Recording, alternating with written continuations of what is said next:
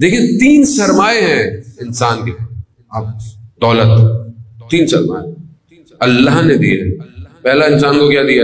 صحت دی ہے، جسم دیا، حافظہ دیا، قد دیا، وہ مضبوط ہو سکتا ہے، ضعیف ہو سکتا ہے، کمزور ہو سکتا ہے، وہ یہ کیا ہے؟ سرمایہ ہے اس کے پاس۔ اس کا تعلق کس سے ہے؟ نیچر سے، ساری چیزیں نیچرل ہیں۔ دوسرا اس کو غریزہ دیا، یہ بھی سرمایہ ہے اس کا، شہوت ہے، غضب ہے، وہ بھی سرمایہ۔ یہ جانور کے پاس بھی ہے، بھوک اس کو بھی لگتی ہے، شہوت اس کو بھی ہوتی ہے۔ اونٹ آپ سے زیادہ بعض معاملوں میں طاقتور ہے، بعض چیزوں میں۔ شیر بہت سے معاملوں میں آپ سمجھتے ہیں آپ سے زیادہ ہے، کیوں؟ غریزہ ہے، کھانا پینا اور اپنے غرائز کو، اپنے غریزوں کو استعمال کرنا جانور کے اندر بھی ہے۔ مگر تیسرا سرمایہ صرف انسان کے پاس ہے، عقل۔ اب آپ کے پاس جسم بھی ہو ماشاءاللہ، آپ کے غرائز بھی ہوں، کھانے بھی اچھے کھانے ہیں، سارے کام بھی اچھے کرنے ہیں، اور عقل کی چھٹی ہو۔ میکسیمم دنیا یہی ہے آپ کے سامنے ہے۔ دنیا کس چیز کو کامیابی ترقی کر رہی ہے؟ جو کہہ رہی ہے جسم اچھا، لباس اچھا، رنگ اچھا، یہ اچھا، وہ اچھا، کھانا اچھا، پینا اچھا، رہنا اچھا، رہائش اچھی، باقی کام جانور سے بھی بدتر۔ حریت نہیں ہے، آزاد نہیں ہے، جانوروں کی طرح زندگی گزار رہا ہے۔ محرم نامحرم کا فرق نہیں ہے اسے پتا، حلال حرام کا اسے فرق، جھوٹ اور سچ کا فرق، ظلم کا فرق نہیں پتا۔ کیا ہے وہ؟ جانور اس سرمایہ سے فائدہ اٹھا رہا ہے۔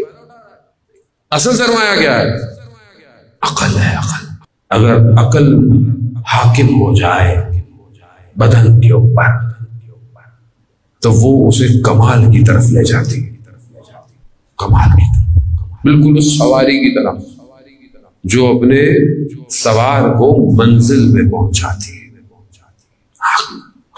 آپ اگنور نہیں کر سکتے کہ میں کھاؤں نہیں، میں پیوں نہیں، میں پہنوں نہیں، میں اوڑھوں نہیں، لیکن عقل حاکم ہونی چاہیے۔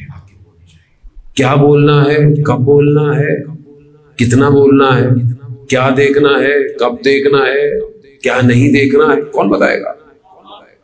کیا سننا ہے، کیا نہیں سننا ہے، حتیٰ کیا سوچنا ہے، کیا نہیں سوچنا۔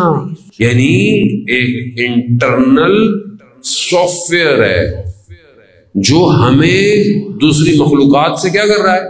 الگ کر رہا ہے، ڈیفرینشیٹ کر رہا ہے۔ ورنہ کیا ہے؟ ورنہ چائنا کا فون بھی چائنا کا ہی ہے، آپ لے کے گھومتے رہو، آگے پیچھے 6 کیمرے لگے ہوں، 5 کیمرے، کہاں کا ہے؟ چائنا کا ہے۔ دونوں کاپی ہے، اوریجنل نہیں ہے۔ کیوں؟ سافٹ ویئر ہی اچھا نہیں ہے۔